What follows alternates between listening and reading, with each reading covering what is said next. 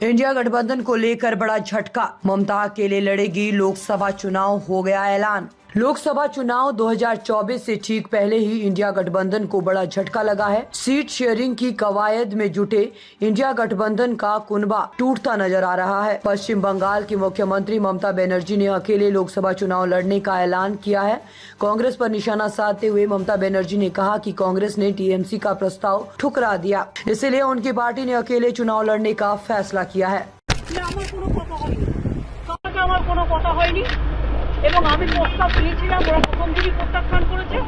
তখন থেকে আমাদের দল সিদ্ধান্ত নিয়েছে আমরা বাংলায় একা চলবো।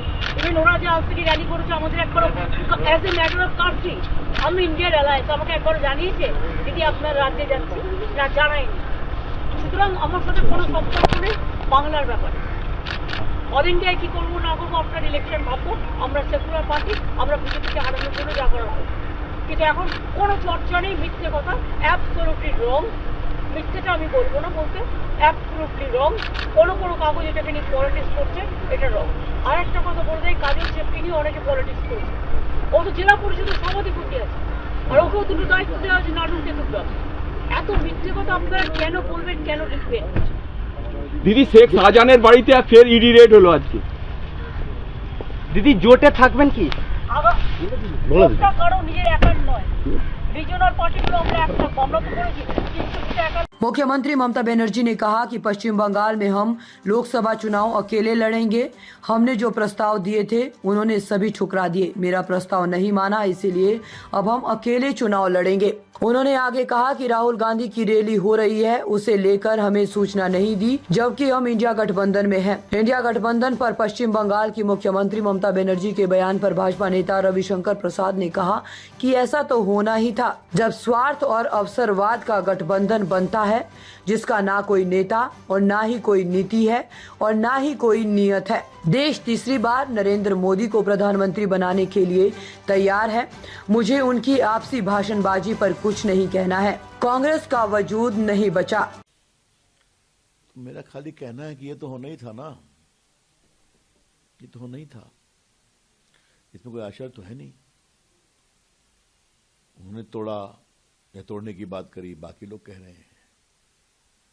जब स्वार्थ का गठबंधन बनता है, जब अपॉर्चुनिस्टिक अवसरवाद का गठबंधन बनता है, जिसका ना कोई नेता है, ना कोई नीति है, ना कोई नियत है और कोई वैकेंसी भी नहीं है, देश नरेंद्र मोदी जी को तीसरी बार प्रधानमंत्री बनाने और निर्णायक बहुमत बीजेपी एनडीए को देने को तैयार बैठा है, क्योंकि काम देखा है 10 साल का।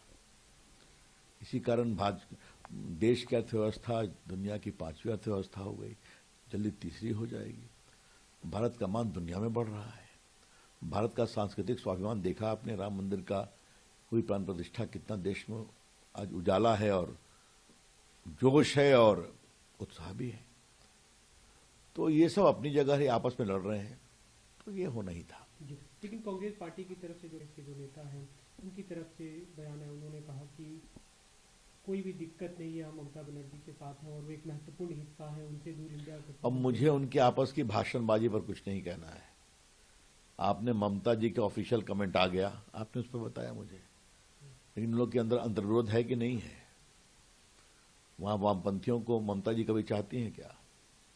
देखो, बड़ी बात समझो, इस पूरे अंतर्विरोध का कारण क्या है? कांग्रेस का वजूद नहीं बचा है, कांग्रेस के पास वोट नहीं बचा, ऐठ वही है, पीएम हमारा ही आदमी बनेगा। तो क्षेत्रीय दल ये सवाल उठाते हैं और सही उठाते हैं कि आपका मार्केट वैल्यू क्या है, आपका शेयर बाजार क्या है, तो वो तो है नहीं। इस बीच ममता के ऐलान पर भाजपा नेता गौरव भाटिया ने तंज कसते हुए कहा कि गई भैंस पानी में, घमंडिया या इंडिया। वहीं भाजपा नेता गिरिराज सिंह ने कहा कि पीएम मोदी को हराने के लिए ये लोग एक साथ थे, लेकिन घमंडिया गठबंधन में सबको पीएम बनना है। इसके अलावा कांग्रेस नेता प्रमोद कृष्णम ने कहा कि इनका निशाना भाजपा नहीं कांग्रेस है। गठबंधन के नेताओं का दिल एक नहीं है। दरअसल बीते कुछ दिनों से जिस तरह से टीएमसी और कांग्रेस के बीच बीच घमासान चल रहा था, उससे संकेत मिल गए थे कि पश्चिम बंगाल की मुख्यमंत्री ममता बनर्जी की पार्टी टीएमसी लोकसभा चुनाव में एकला चालोरे की नीति ही अपनाएगी। अब ममता बनर्जी की तृणमूल कांग्रेस पश्चिम बंगाल की सभी 42 सीटों पर अकेले लोकसभा चुनाव लड़ेगी। ताज़ा खबरों से जुड़े रहने के लिए हमारे चैनल को सब्सक्राइब करें और बेल आइकन को दबाना ना भूलें ताकि हर खबर की नोटिफिकेशन आपको मिलती रहे।